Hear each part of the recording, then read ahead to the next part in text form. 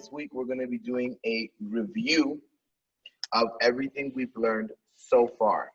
Okay, everything we learned about the melody, everything we learned about the second voice, and everything we learned about the third voice. All right, and we're going to go ahead. I'm going to let Mario start off with what he has to say. Okay, God bless everyone. Hope everyone's doing all right. So in the past, I've gotten some suggestions from a couple of people letting me know that it would help them if I gave them a visual, some type of visual connection to what they're singing. I know a lot of the things that I explained that have to do with music in general are a little bit hard to grasp, especially when you don't see music as something with so many different parts and so many things to consider. So sometimes it's a lot hard for people to really wrap their minds around. So I have this piano here, so I can try and show you guys and explain things to you, and to see if it'll help you guys understand a little bit better what's going on. As I've explained so many times before, every song has a melody and a harmony. Every song has a note that was originally written in, the way it is, and the harmony goes with it. Harmony, technically, the term harmony means more than one note is being played at the same time. That means that is a harmony, technically. But in this case, we separate the notes in the harmony. For one is melody, and one is the second voice, and one is the third voice. So, for example, let's say we're in the C scale, which it's important to conceptualize which scale we're on. So let's say that this is C right here on the piano, and we're in the C scale, which is pretty much like do, re, mi, like the scale. So you have do, re, mi, fa, sol, la, ti, do. And you end up on the C as well. If you noticed, these are the same notes. One of them is just higher. C, C. They're the same note, they're just different octaves. One is higher, one is lower. The word for that is octaves. And every note, music technically has, it begins all the way down there and it ends all the way up there, but it uses the same notes. C, D, E, F, G, A, B, C. And the little black notes in between. But it just keeps going in circles like that. C, D, E, F, G, A, B, C. And it ends up back at C again. And it keeps going. C, D, E, F, G, A, B, C. D, E, F, G, A, B, C. See? So it keeps going. So sometimes you'll hear somebody sing first voice. If this is the note for first voice. This is second voice. This is third voice.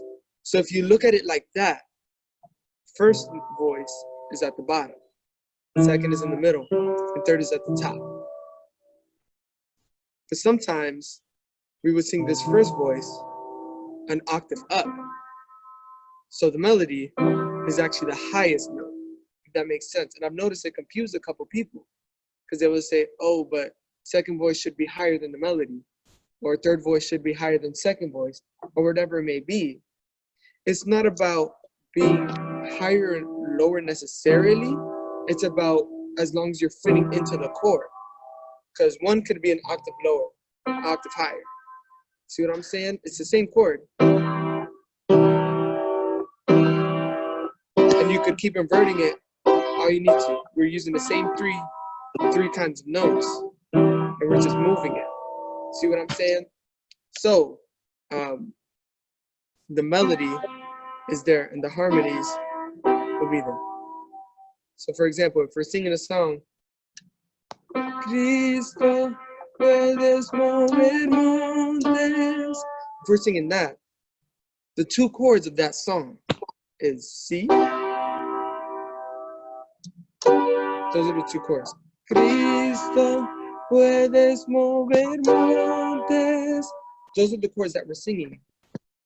That are being played as we're singing the song. That's pretty much what the melody is based off of. So most likely, the notes of the harmony are going to match that. So the chord is here, first chord, and the melody is right here. Cristo, puedes movernos. Like that. So the other voices will be right there in the same chord. Cristo, puedes mover montes. It fits right into the chord. Cristo, puedes mover montes. That makes sense?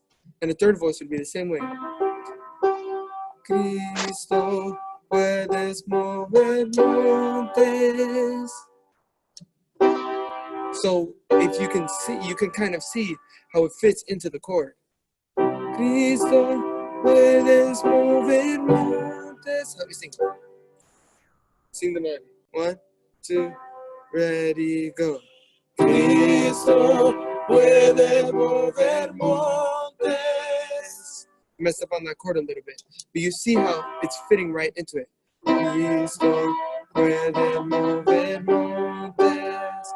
So I don't know if that helps anyone being able to visually, conceptualize, how the notes are fitting into the chords of the music. And as you keep going, it'll be the same thing. And for any song, most besides some that use very complicated harmonies, but most of the songs we sing, it will be the same case. And as long as you're listening, that's what I'm always letting you guys know, listening to the music the best you can. And if you're singing a cappella, trying your best to, conceptualize it with your ears to understand how the music would sound and for you to sing along with it, for us to be on the same page with the music. If you're not fitting into the chord, you're going to be playing some. So for example, imagine the chord is this. The melody is, and you're singing, for example, something that's out of the scale, out of the chord. It would just sound like, I don't know, something random like that, And that's why sometimes harmonies don't come out the way they should, because, whoever's harmonizing isn't really paying attention to, or not listening closely enough to hear the chord in their head and hear the scale in their head to be able to match it, to fit in, and when there's everyone singing the harmony, it should fit in, very tightly. See what I'm saying? Anything you want to add? Go back to Cristo, puedes mover montes. Okay. Show the first chord. Okay. So the melody was something like this. Cristo puede mover montes. Yes. No, where's the first of the harmony? Give me the first chord. So the first harmony starts, Cristo puede mover, and then what's the next chord? Right? So notice how it doesn't match the melody. Mm-hmm. It's not directly. So if I were to play the harmony while he's playing the chords, you're going to hear the clash. Cristo puede mover montes. Right? That's what we've been trying to get you guys to avoid while we're doing this. So a lot of times, when we're in choir practice and we give you the notes, it doesn't necessarily flow in that in a logical sense. When you first just hear the notes, sometimes you may hear like a jump. That's because, like Mario's been saying, and like we've been saying, your harmony is going to go around the chord. So second voice isn't more as how far it is away from the first voice as more of a position in the chord. So just something to keep in mind as to why sometimes when you send your homeworks or when we're harmonizing, you do something that sounds easy to you, but it is incorrect because it doesn't fit with the chord. Exactly. Very well said. And showing a little bit of his piano skills. Okay. Definitely. You don't want to just move. If you do that the entire song, this is what it's going to sound like. Or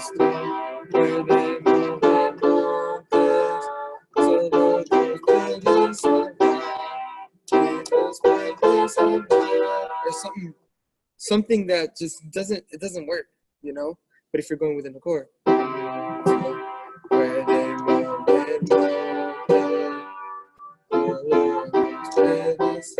I don't know the song but it would sound so much better. And if you're just moving up every time they're moving up, that's when things will start clashing.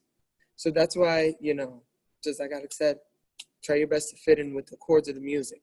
If not, you'll end up sticking out. Exactly. And like I said, a note may be like that, or if we invert, you might be singing it an octave up or an octave down.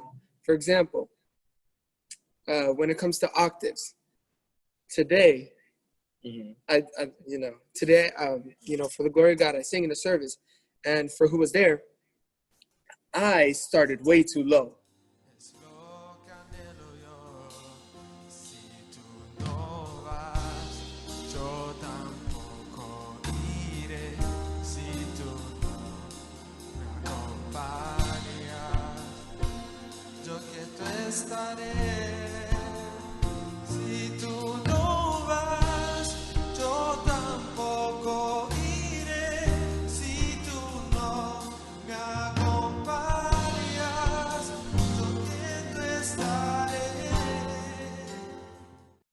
I started all the way down here. I don't know what I was thinking. El anhelo de mi alma es que tú siempre me acompañes, que te siente acá a mi lado. I mean, you guys don't really need to look at the piano for this because it's a little complicated. So what I did, I started off very low, and it was very low for me. So what I did is I raised it up an octave.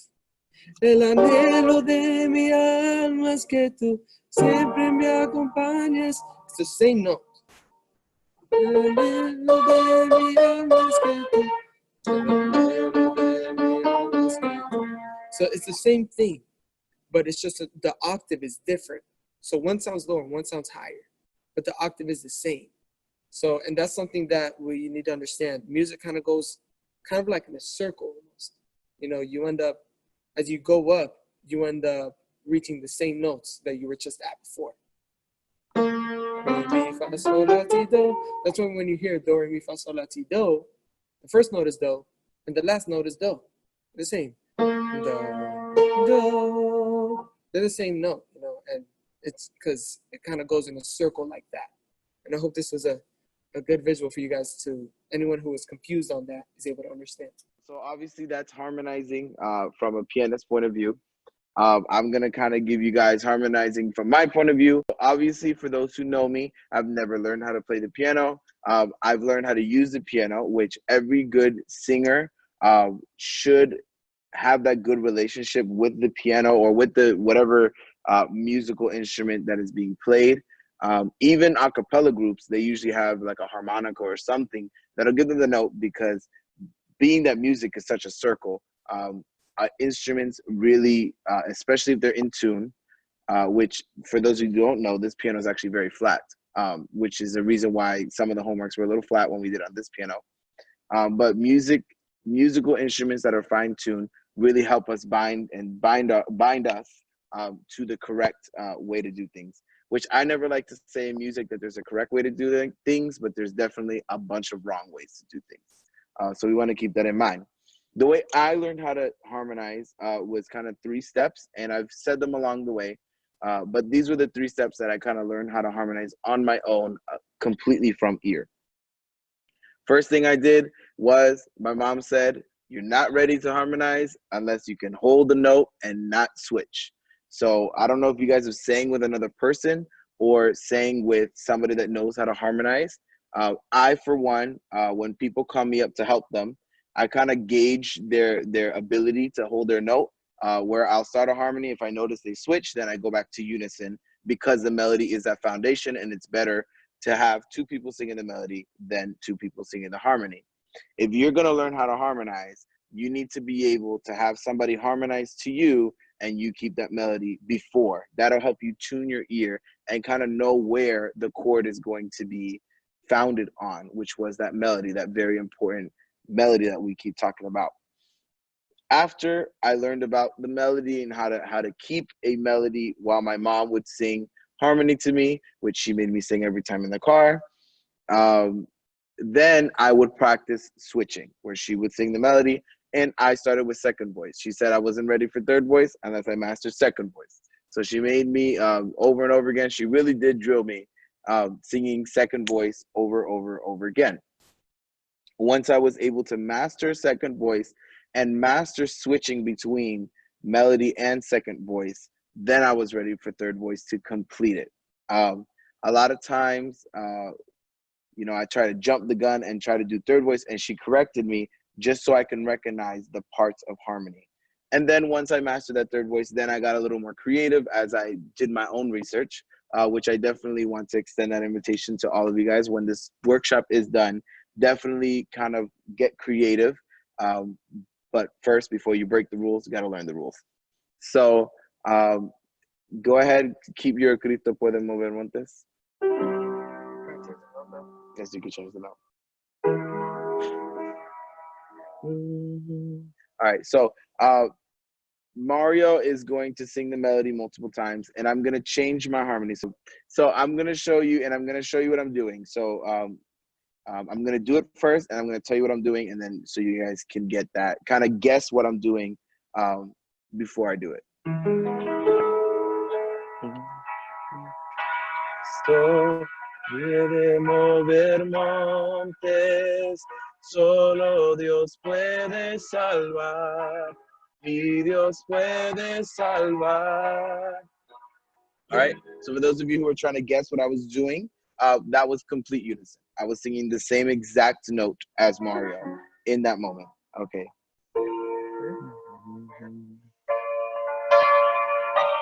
Cristo puede mover montes, solo Dios puede salvar, y Dios puede salvar. So I was singing the same note, but in a different octave. I was singing an octave lower because I wasn't going to try to hit that octave higher. But like Mario was saying, doing an octave jump at an intentional moment in a song can actually be a powerful tool. What I did in my preaching that I did on Friday, it wasn't really intentional, but I was intending to change the octave, but I did it too early. Oh, and you are the potter, I am the clay, so have your way and work on me, Lord. You are the potter, I am the clay, so have your way. Work on me, Lord. You are the potter, I am the clay. When I sang, you are the potter, I am the clay, so have your way. I could have stayed in work on me, but I went the octave, work on me. So that octave jump can be powerful, and a lot of times, especially in like gospel music, you'll hear it a lot, them work up the octave because it allows them to sing more fuller and with more expression, which is, which a lot of gospel music is based off of being expressive. And when you sing higher, it is more expressive. Okay. Cristo puede mover montes, solo Dios puede salvar, mi Dios puede salvar. All right, I was doing second voice there. All right, he was doing first voice, I was doing second voice. Notice how it's a very kind of direct and straightforward harmony. A lot of times, if you want a kind of sweeter sounding harmony, then maybe the first and second voice would be one that you would choose. If it's only two people, you may want to do second voice instead of doing first and third. Go ahead and do it again.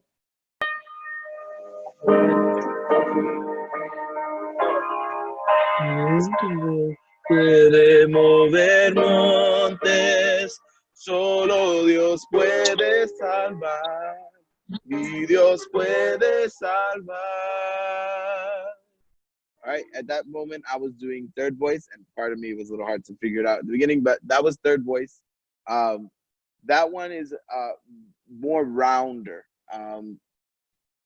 rounder is something that you got to really tune your ear to hear for round, because you're maybe thinking, okay, how do you hear a shape round? But it sounds more full, it sounds more complete, because usually chords are 3 notes and the third one completes it, so it rounds it out, versus the first and second harmony, which was a little more straightforward.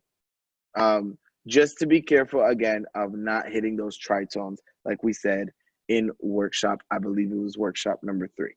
Okay, so the way I learned how to harmonize is practice, practice, practice, and tuning your ear. You need to tune your ear. Very important, especially recognizing when you are flat and when you are sharp. Even when I did think I knew how to harmonize, there was a lot of times where people would correct me and saying, well, you hit it, but you were flat. Well, you hit it when you were sharp. And that is something that it took a while for me to overcome, being flat or sharp. And it just all comes down to your ear. If something causes discomfort, and usually when it's sharpness and flatness, you'll hear that vibration. So you want to kind of listen for that vibration that happens, that is a little uncomfortable. That'll kind of tell you that you're sharp or flat, which means, again, sharp being you're a little over the note, not necessarily into the next note, but a little bit over the note, and flat, you're a little bit under the note, thinking of each note as a bullseye target, and you want to hit the bullseye. So it all comes down to your ear listening. A trick that we use a lot is when you can't really focus, to kind of block out everyone else and listen to yourself. If you notice in your ear, you have that piece of ear that you can push in.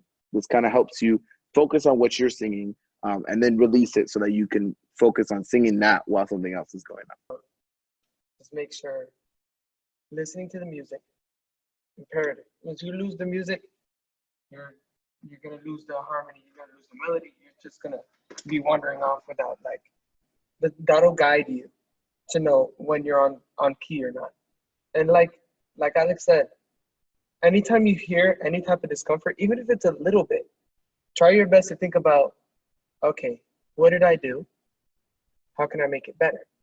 Change it, even if it's just a little bit. But that's how slowly you get to fine tuning your harmonies, and you start recognizing it in other songs. You start creating good habits when you're singing. Make sure you're listening to the music, know the melody. Obviously, you got to know the song before you start singing it. Know the melody, and try your best to listen to both of them while you're able to find that next note and find that harmony. That's just how you do it. That's how you're gonna be able to figure out. And like Alex said, things like that, octave jumps, harmonies, going back to unison. These are all tools that a lot of choirs use, singers, to create a certain atmosphere. When we're worshiping, this is stuff that we don't do it just to sound pretty. For example, the song "Give Myself Away." If you listen to the way William McDowell, the person who originally sang that song, I give myself away. They do that part in harmony. I give myself away, and they go to unison when they go. So you can Use me. I Give myself away. I give myself away so you can use me. So they change that in a way, and they use it. He uses it like part of his theme. Like the part I give myself away is more beautiful and more, like you're humbling before God, and you're just saying, I give myself away. And then so you can use me. It's more kind of like, it gets kind of more, almost like intense. What's the word I'm looking for? Very intense, very focused. Very focused. Like saying, okay, I give myself away very humbly. And then so you can use me. And that's powerful. Powerful, that's the word I was looking for. That is kind of like where, you decide, you make that decision. I want God to use me. And that's a powerful thing, that it's a little detail, very little detail. I've loved that song. I've listened to that song a million times. I didn't realize this until like recently, that he does that. And it's a little detail, but it means a lot when you really take his music and you dissect it. and understand what he was trying to do with that decision. And you know, when you get that, it means more. You know, and when we're singing in the you know, in the church, you know, with whatever, when it's just two people, even within yourself, you begin to start being able to use those things. You start to notice it when other people use it. You're able to use it yourself when you're worshiping to do certain things. Okay. And that's pretty much the theme of this workshop and the thing that we had. And the reason why we call this thing with understanding is because when you are intentional, we teach you things so that you can learn to get a toolbox. But when you're intentional into knowing what tools to use when to amplify the meaning of a song, the lyrics of a song with the music, it makes everything so much more powerful.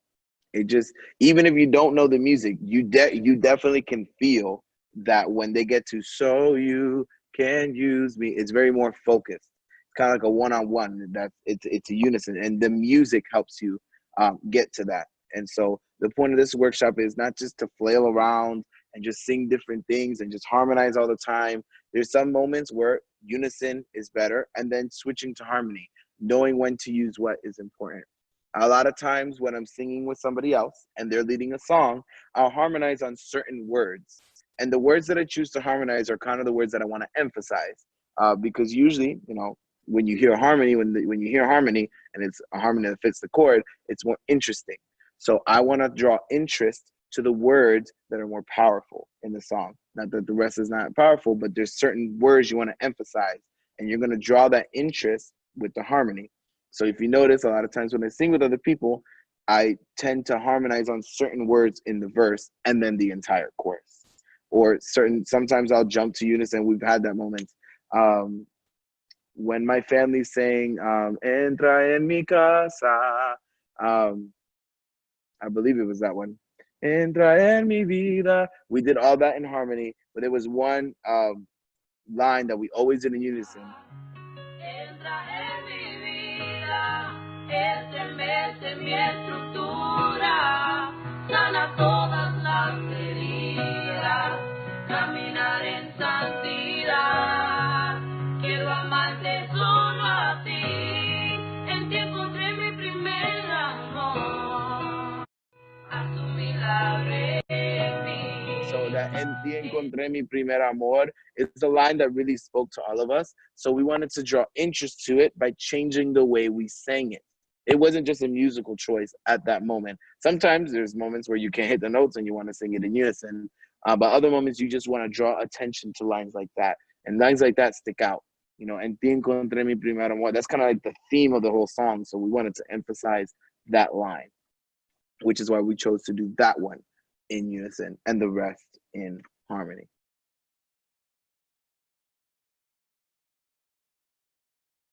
You know the chorus? Okay. No, you don't. Okay, I got it. You got it? I hope so. If not, we'll do that. Okay.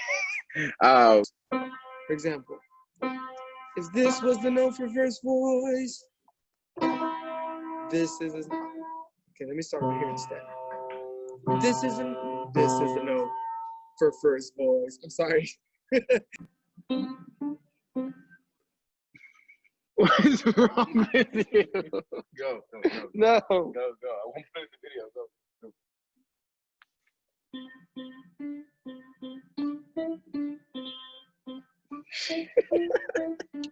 Yes. There you I'm still learning and growing. I keep asking Mario from time to time to challenge me, so I could learn more as a singer. It's always good to have a piano best friend that you can use and abuse. go. All right.